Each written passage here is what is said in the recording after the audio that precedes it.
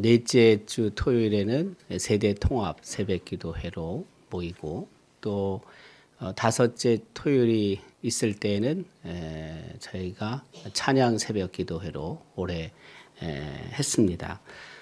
세대 통합 새벽 기도 때 또 찬양대나 또 순서 맡은 우리 기도자나 또 성경 봉독자 또 특송 한 해 동안 감사를 드립니다. 오늘 하나님께서 우리에게 주신 말씀은 그 여호수아의 마지막 설교, 흔히 고별 설교로 알려져 있는 말씀입니다. 그 여호수아가 110세에 세상을 떠납니다. 110세에. 근데 110세에 세상을 떠난 사람이 요셉도 창세기 50장 기록에 보면 110세에 하나님의 부르심을 받았습니다. 요셉이 110세고 모세는 이제 120세. 그리고 족장들 중에 야곱은 147세로 성경은 명확한 건 아닌데 147세로 보통 우리가 이해를 합니다. 그리고 이삭은 180세. 그리고 그의 아버지 아브라함은 175세에 하나님의 부르심을 받았습니다. 그러니까 굉장히 그 이스라엘의 핵심적인 인물들이 오랜 세월 동안 이 땅에 있었고 또 그에게 주어진 일들을 감당을 하다가 이제 하나님의 부르심을 받죠.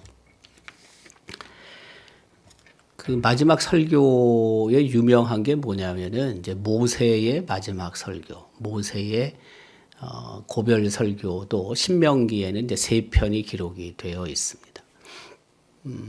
그 가나안에 입성하기 전에 모압 평지에서 이스라엘 백성을 향해 그 가나안에 입성해서 어떻게 할 것인지, 어떻게 살아야 하는지를 설교를 통해 말하죠. 그리고 이제 우리가 너무나 잘 알고 있는 또 다른 고별 설교는 예수님의 고별 설교입니다. 요한복음 그 13장부터 16장까지 기록된 예수님의 고별 설교는 예수님 이제 순환을 앞두고 제자들에게 마지막으로 하신 말씀이죠. 크게 두 가지인데 하나는 뭐냐면 서로 사랑하라. 사랑에 대한 말씀을 또다시 주시고요. 그리고 그 이제 보혜사 성령께서 오실 것이다. 보혜사 성령께서 이러이러한 사역들을 하실 것이다. 그러니까 너희들이 너무 걱정하지 마라. 내가 비록 이 세상을 떠난다 할지라도 성령 하나님께서 오시기 때문에 그분이 또 맡겨진 사역을 하실 거니까 너무 염려할 거 없다. 이게 이제 예수님의 고별 설교입니다. 그 여호수아는 오늘 본문 23장 이하에서 마지막 말 혹은 마지막 말씀을 전하게 됩니다. 근데 여호수아가 많이 노쇠했다는 것을 본문은 기록하고 있습니다. 1절에 이렇게 기록하죠.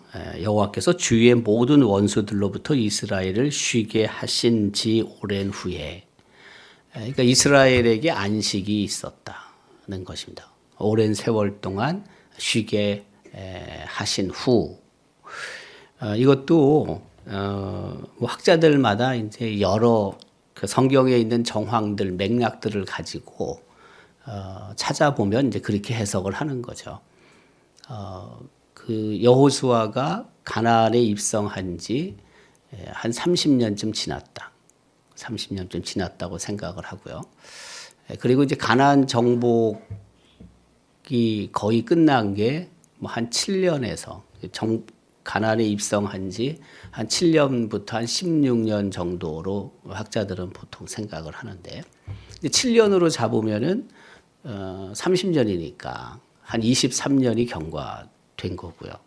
한 16년쯤 잡으면 한 14년쯤 경과된 거죠.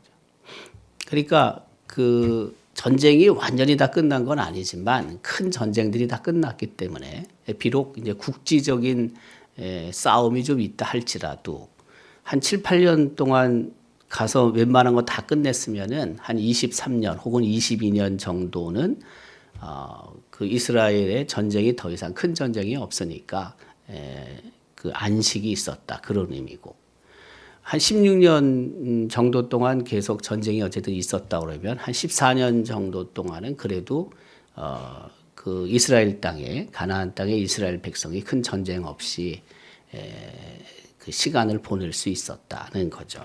그래서 이스라엘을 쉬게 하신 지 오랜 후에라는 표현을 할 수 있는 거겠죠. 그래서 뭐 20년 안팎 정도 될 테니까. 그런데 이제 그 세월이 흐르면서 여호수아가 나이가 많이 들게 됩니다. 노쇠해졌습니다.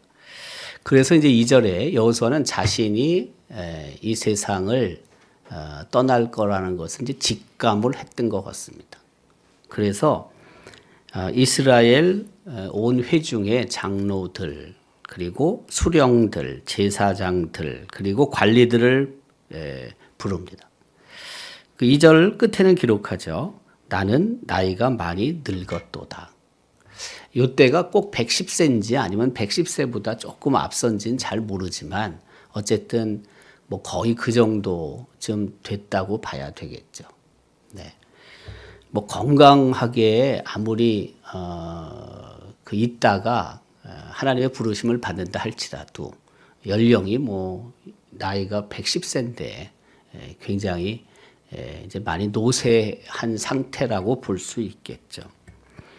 몸은 노쇠했지만 그러나 여호수아의 정신, 영혼은 아주 또렷했던 거죠. 오늘 본문 내용을 보면은 그렇다고 봐야 됩니다.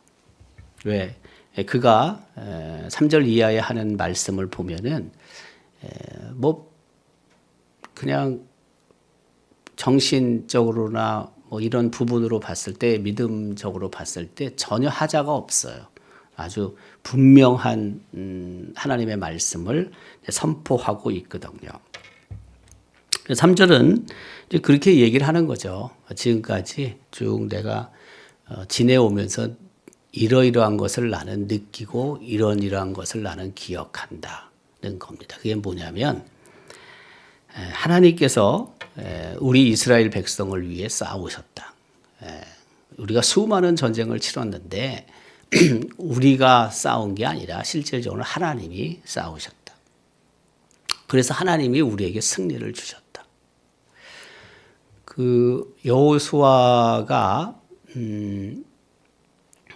가나안 땅에 입성한 연령을 이것도 학자들마다 좀 차이는 있는데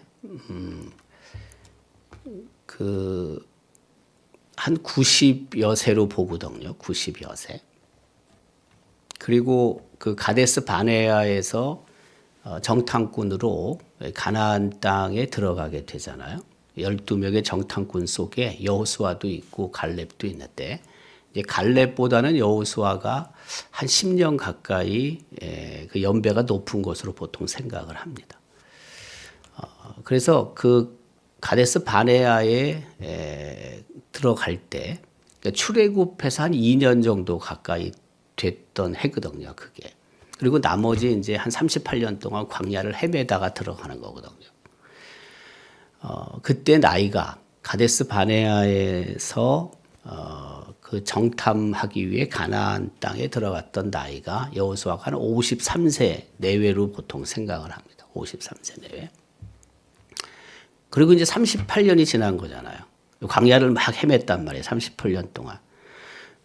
40년은 아니고 그러니까 그 가데스 바네아까지 올 때까지가 한 2년 정도 걸린 거고 그리고 그때 곧바로 이스라엘 백성이 가나안에 들어갈 수 있었는데 그 12명의 정탐꾼이 들어와서 보고를 할 때 하나님에 대한 불신이 가득하게 되고 이스라엘 백성도 갈렙과 여호수아를 돌로 쳐 죽이려고 했잖아요. 그래서 하나님께서 그 직접 들어가게 하실 그 마음을 이제 포기하시는 거잖아요. 그래서 38년 동안 광야에서 헤매는 거거든요. 그러니까 53세 전후로 하면 한 38년 헤맸으니까 한 1세, 90세 내가 되겠죠. 네. 그리고 이제 또 들어가는 거거든요, 이게. 네.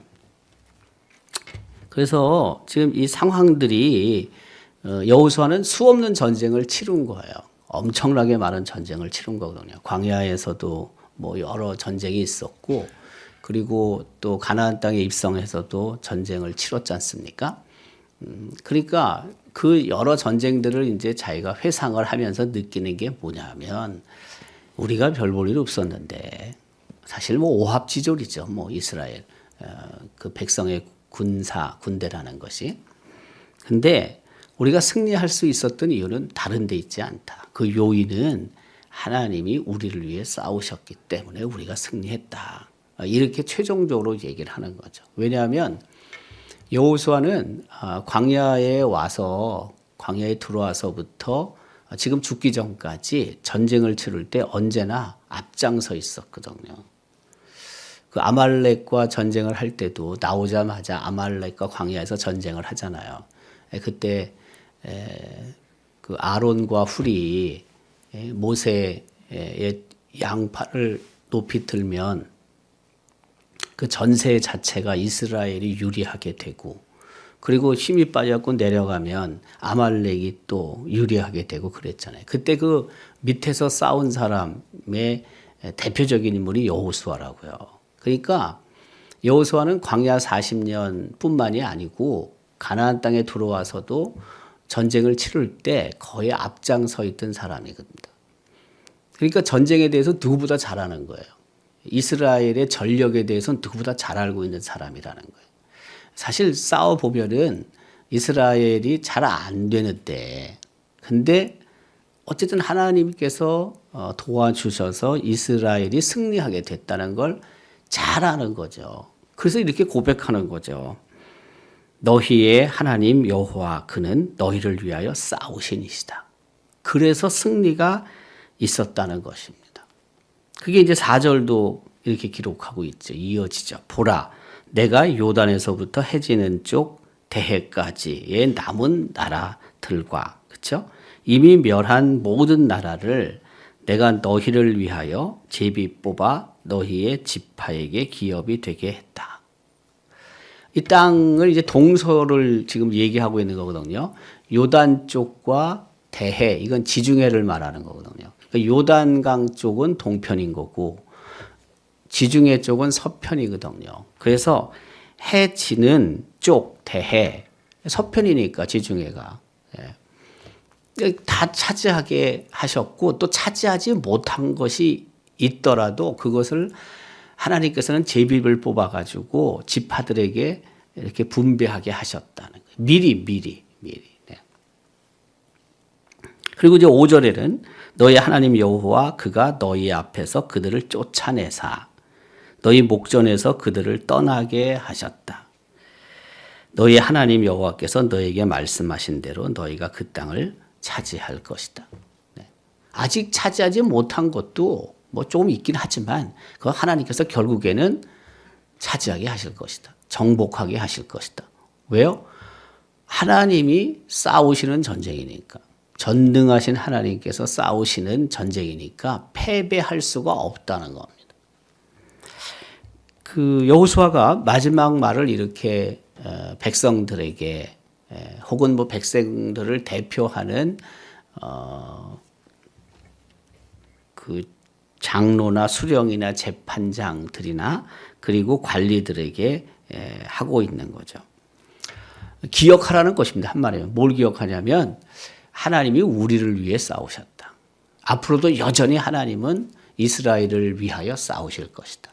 그래서 결국에는 패배는 없다. 늘 승리할 것이다. 이것을 기억하라는 것이에요. 지금까지 그렇게 하나님이 하셨기 때문에 앞으로도 하실 것이다. 이건 우리에게도 마찬가지입니다. 우리 삶의 자리에서도 하나님이 나를 대신하여 이런저런 모양으로 전쟁을 수행하신 것들이 참 많습니다. 네. 이것을 잊지 말라는 것입니다. 여러 모양의 크고 작은 전쟁들이 우리 앞에도 있는데 하나님께서는 그 전쟁을 수행해 주셨다. 그리고 우리에게 승리를 선물로 주셨다. 우리 앞에 앞으로 나타날 또 다른 전쟁이 있을 수 있다. 그러나 그 전쟁이 설령 내 앞에 나타난다 할지라도 너무 겁먹지 마라. 두려워하지 말라. 왜? 여전히 하나님께서 나를 대신하여 이 전쟁을 수행하시길 것이기 때문이라는 거죠. 그것을 기억하라는 거예요. 잊지 말라는 거예요. 그리고 이제 6절에는 기억도 해야 하는데 잊지 말아야 하는데 또 해야 될 게 있다는 거예요. 이스라엘 백성이. 그게 뭐냐면 하나님의 말씀, 하나님의 규례, 율법을 순종해야 한다는 거예요. 6절이죠. 그러므로 너희는 크게 힘써 모세의 율법책에 기록된 것을 다 지켜 행하라. 그것을 떠나 우로나 좌로나 치우치지 말라. 사실은 하나님께서 이스라엘 백성을 위해 싸우시는 그 요인 중에 하나가, 이유 중에 하나가 뭐냐면 어떻게 보면 가장 큰 건데 이스라엘 백성이 하나님의 말씀을 잘 지킬 때 하나님께서는 더더욱이 이스라엘 백성을 위해 싸우실 것이다. 물론 하나님께서 이스라엘 백성의 하나님이기 때문에 이스라엘 백성은 하나님의 백성이기 때문에 하나님께서 전쟁을 수행하시는 것도 있긴 하지만 그러나 중요한 건 뭐냐면 이스라엘 백성이 하나님이 주신 말씀을 철저하게 순종할 때 하나님께서는 더 신이 나셔서 어떻게 보면 이스라엘 백성을 위해 싸우시겠다는 거죠. 이건 역으로 말하면 이스라엘 백성이 하나님의 말씀을 순종하지 않으면 하나님께서는 이스라엘 백성 앞에 서서 전쟁을 수행하시지 않는다. 결국에는 패할 수도 있다. 그것을 말하고 있는 거죠. 그러니까 철저하게 하나님 말씀을 순종하며 살아야 한다. 그 이유가 또 뭐냐면 지금 가나안 땅에 들어가면 가나안 땅에는 수 없는 우상들이 있는 거예요. 그래서 그 우상 쪽으로 마음이 갈 수 있는 거예요. 그래서 미리 여호수아는 그 부분을 내다보고 차단을 하는 거예요. 지금 가나안 땅에 들어온 지 벌써 시간이 꽤 지났잖아요. 눈으로 보이잖아요. 지금 가나안 땅에 있는 여러 우상들이 있잖아요. 이스라엘 백성이 거기에 빠질까 봐. 빠지다 보면 하나님의 말씀을 지키지 않으니까, 순종하지 않으니까. 그러면 위험해진다는 거죠. 이스라엘 백성이. 지금까지는 하나님께서 이스라엘을 대신해서 혹은 이스라엘 앞에서 전쟁을 수행하셨고 승리하게 하셨는데 너희들이 하나님을 인정하지 않고 하나님 말씀을 순종하지 않으면 위험한 상황에 빠질 것이다. 그것을 말하고 있는 거예요. 그래서 좌로나 우로나 치우치지 말고 하나님의 말씀을 다 지켜 행해야 한다는 것을 얘기를 하고 있죠. 7절은 앞서 언급한 것처럼 가나안 땅에 들어가서 이스라엘 백성이 우상을 섬길 가능성이 대단히 많기 때문에 이렇게 미리 여호수아가 이야기하고 있는 겁니다. 너희 중에 남아있는 이 민족들 중에 들어가지 말라. 그들의 신들의 이름을 부르지 말라. 그것들을 가리켜 맹세하지 말라. 또 그것을 섬겨서 그것들에게 절하지 말라. 네. 그리고 8절에 이어서 오직 너희의 하나님 여호와께서 가까이 하기를 오늘까지 행한 것 같이 하라. 네. 하나님과 가까이 있어야 한다. 하나님께서 찾아오시든 우리가 하나님 앞에 가까이 가든 하나님과 멀리 있어서는 안 된다. 순종한다는 의미는 가까이 있는다는 뜻입니다. 순종하지 않는다는 것은 불순종이라는 것은 하나님으로부터 멀리 있다는 뜻입니다. 그러니까 순종할 때 하나님께서 결국에는 이스라엘 백성을 향하여 계획하신 수많은 은혜와 복을 계속 부어주실 것이다는 거죠. 이제 그렇게 순종할 때 이제 9절 10절은 이어지는 거죠. 이는 여호와께서 강대한 나라들을 너희 앞에서 쫓아내셨으므로 오늘까지 너희에게 맞선 자가 하나도 없다. 10절에 너희 중 한 사람이 1000명을 쫓으리니 이는 너희의 하나님 여호와 그가 너희에게 말씀하신 것 같이 너희를 위하여 싸우심이라. 계속 이어지잖아요. 너희를 위하여 하나님은 싸우셨고 싸우실 것이다. 하나님이 우리를 위해 싸우신다면 사실 뭘 걱정하겠습니까? 네. 근데 잠시 우리가 그것을 잊는 거죠. 그 문제가 하나님보다 더 크게 느껴지는 거죠. 나를 공격하는 대적이 하나님보다 더 큰 존재로 여겨지기 때문에 우리가 불안하고 염려하고 걱정이 되는 거지. 그 문제보다 그 대적보다 하나님이 훨씬 더 크신 분이라는 생각이 든다면, 비교가 안 된다고 생각이 든다면, 나를 위해서 하나님이 싸우시는데 뭐 사실 걱정이 되겠어요. 근데 우리가 순간순간 잊고 사는 겁니다. 때로는 뭐 불신까지는 아닐지 모르지만은 그 하나님을 향한 신뢰의 강도가 약해지는 것입니다. 다른 말로 표현하면 믿음이 부족해지는 것입니다. 그러다 보니까 우리 앞에 있는 그 많은 그런 문제들이 나를 엎어버리는 거죠. 덮어버리는 거죠. 거기에 우리가 함몰당해서 하나님을 또 잊고 사는 거죠. 오늘도 하나님께서 우리에게 하시는 말씀은 어떻게 보면 단순합니다. 뭐냐면 지금까지 베푸신 은혜, 하나님이 나를 위해서 행하신 일들, 그것을 잊지 말자, 기억하자. 그리고 하나님께서 우리에게 하신 수많은 말씀들이 있는데, 계명들이 있는데 그 말씀들을 우리는 지켜 행해야 한다. 순종해야 한다. 그때 여전히 하나님은 이전처럼 우리를 위해 싸우실 것이고, 그리고 우리에게는 하나님이 베푸시는 승리와 또 은혜의 그 놀라운 역사들을 우리가 보게 될 것이다. 이게 여호수아가 마지막 설교를 하면서 첫 번째로 단락으로 보면은 10절까지 오늘 말씀이 우리가 읽었지만은 주는 교훈입니다. 여전히 우리가 걸어가야 될 길이 있습니다. 여전히 우리가 살아가야 될 시간이 있습니다. 그러나 지금까지 하나님께서 우리 삶에 임하시고 또 우리를 통해 이루신 일들이 수없이 있습니다. 헤아려 보면 하나님의 은혜 아닌 것이 어디 있겠습니까? 네. 잊지 말고 또 올해도 우리가 이제 끝나지만은 내년 2026년도를 바라보면서 그 베푸실 하나님의 은혜, 나를 위해 싸우실 그 하나님을 기억하고 날마다 그 하나님의 말씀에 순종하며 살아가는 우리 모두가 될 수 있기를 주님의 이름으로 기원합니다.